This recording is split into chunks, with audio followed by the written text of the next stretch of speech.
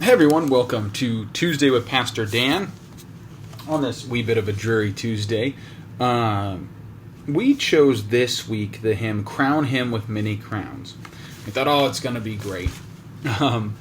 And as it goes, there's not much to it. Great song, not a whole lot behind it. A guy named Matthew Bridges, who was clergy, wrote it in 1851. That's just about it. The guy had a good upbringing, came from a moderate, wealthy family in England.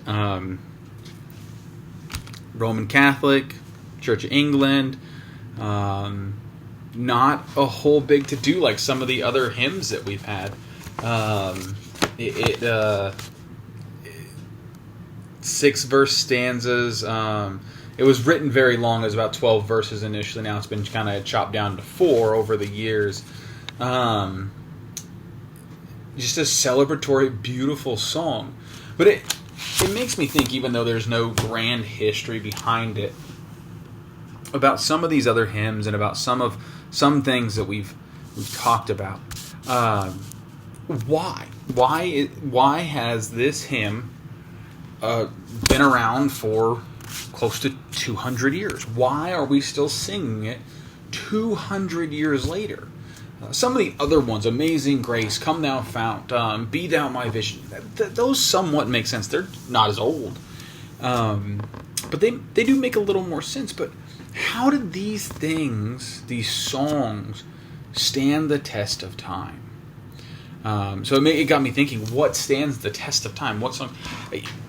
We think back, you turn on the classic rock or classic station, and for some of you it's the Carpenters, for others of us like me it's Led Zeppelin, and Stairway to Heaven, even though, unpopular opinion, overrated.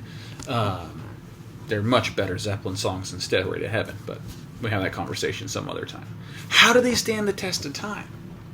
Well, it's the ingenuity, for one. I can talk specifically about Zeppelin and what Page did on the guitar and what Plant's voice did and how powerful it was. It's the same when we look at Johnny Cash, the songs he wrote, Folsom Prison Blues. This was revolutionary at the time to sing about that, to do that.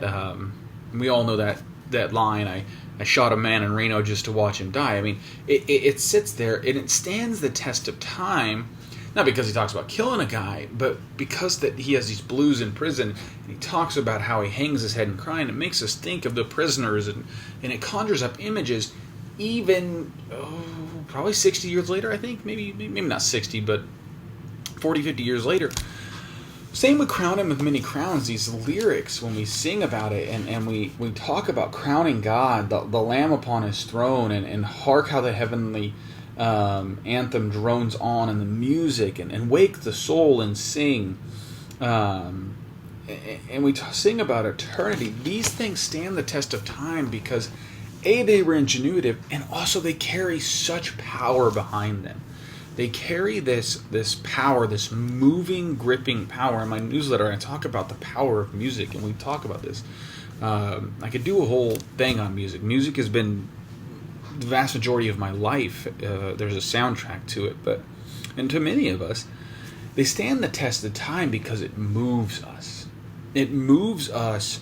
It lightens our heart. It gives us hope. It gives us a reason to sing, and it stands strong for so long because it pushes us to praise God and to be those people that rejoice and celebrate in who God is and who God calls us to be.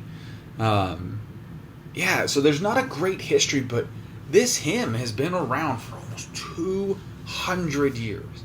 Still being played. We still play it. We'll play it this Sunday, but we've played it before. It's not like we just picked it. But it stands the test of time because it speaks a deep truth. It moves us to praise. So it makes me think, what is it that we do that'll stand the test of time? What mark do we leave?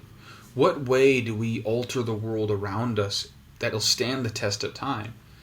Will it stand the test of time because we have ruined or destroyed? Does it stand the test of time because it's negative? Or does it stand the test of time, the thing we leave, because it builds? Because it's creative. It's engaging in that creative work that God started. I hope our actions, I hope our lives will live long after us into eternity because we made the world and those around us better in the light of the gospel and the hope of God. May you all have a great week. I look forward to seeing you soon. Blessings.